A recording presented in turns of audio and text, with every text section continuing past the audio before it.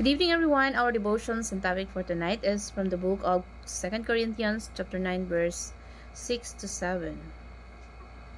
Sabi dito, the point is this: whoever sows sparingly will also reap sparingly, and whoever sows bountifully will also reap bountifully. Each one must give as he has decided as his heart, not reluctantly or under compulsions, for God loves a cheerful giver. Sabi dito sa Tagalog version, ito ang ibig kong sabihin: ang nagtatanim ng kakaunti ay ani ng kakaunti, at ang nagtatanim ng marami ay aani ng marami.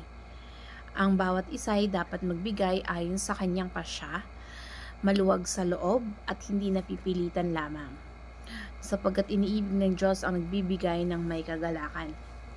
So dito sa verse na to, ini-encourage ni Apostle Pablo noong panahon na naghihirap ang mga taga Jerusalem. At ini-encourage niya yung bayan niya na taga Corinto na magbigay ayon sa kanilang pasya. Kaya nga sabi dyan, magbigay ayon sa pasya ng kanilang puso.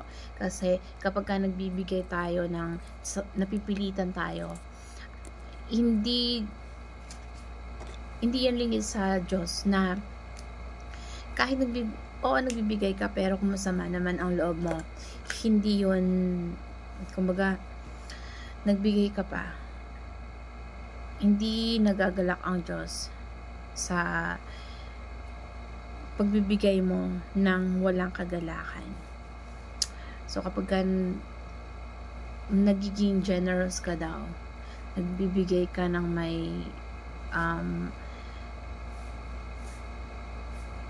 yung masaya ka na nakakatulong ka, at hindi lang dahil sa kailangan mong magbigay. So ang lahat mga ito ay parte ng trusting God sa mga pinoprovide niya sa buhay natin, na kapag ikaw ay nagbibigay, ikaw ay madadagdagan. Tulad po kasi ng ibang paniniwala na kapag ka ikaw ay nagbibigay, ikaw ay nawawalan. Pero sa economy of God, once na ikaw ay mapagbigay, ikaw ay pupunan. Mas lalo kang bibiyayaan ng Diyos. Kasi sacrificial giving. Kumbaga, nagbibigay ka dahil kailangan mo naman to, pero dahil may mga nangangailangan, kaya ka tumutulong. Hindi mo iniisip na paano yung sarili mo.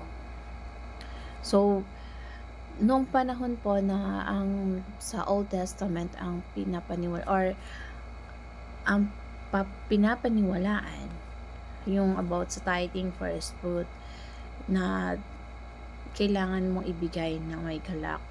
Pero sa New Testament, ang dapat na kailangan nating ibigay yung sacrificial giving. Ibig sabihin yung kahit kailangan mo, ibinibigay mo. Yung sinasabing may kirot sa puso. Kasi kung magbibigay ka rin lang na masama ang loob mo, useless yon sa paningin ng Diyos. Hindi ka pa rin niya i-bless. Kasi pinipilit mo lang yung sarili mo. Kailangan walang sapilitan. Dapat yung pasya mo, yung kusa na ikaw mismo yung nagpapasya. At sabi doon, ang nagbibigay daw ng may kagalakan ay iniibig ng Diyos.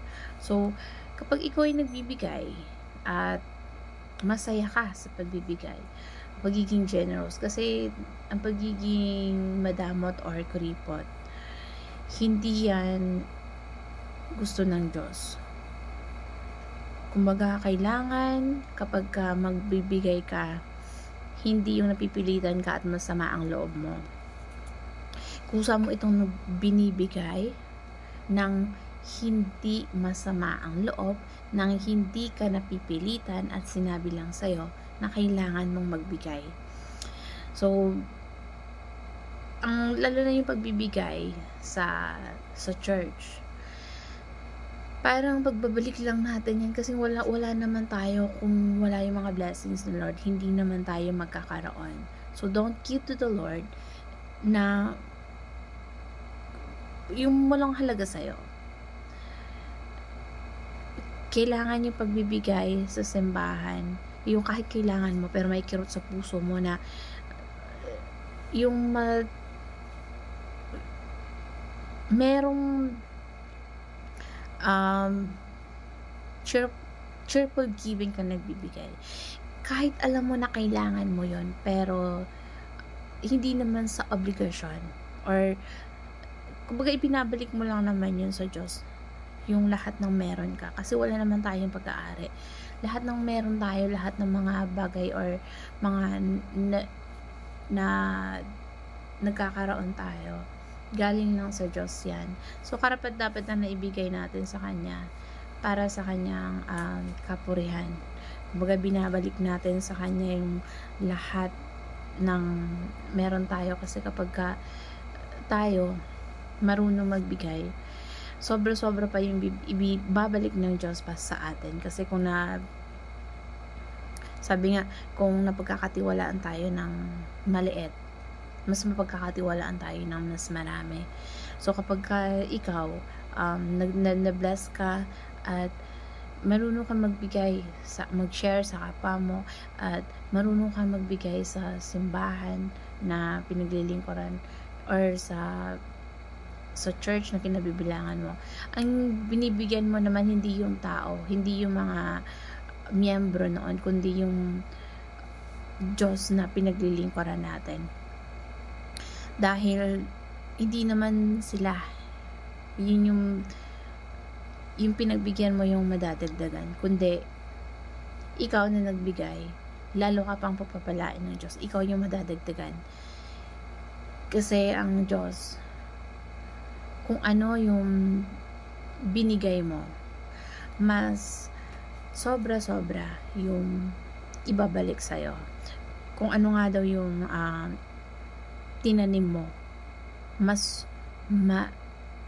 kung marami ang tinanim mo, mas marami yung aanihin mo.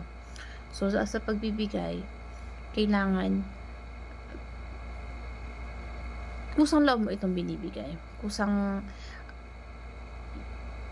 binibigay mo ng buong buo, yung buong puso mong binibigay, nang hindi ka napipilitan, kundi yung may kagalakan.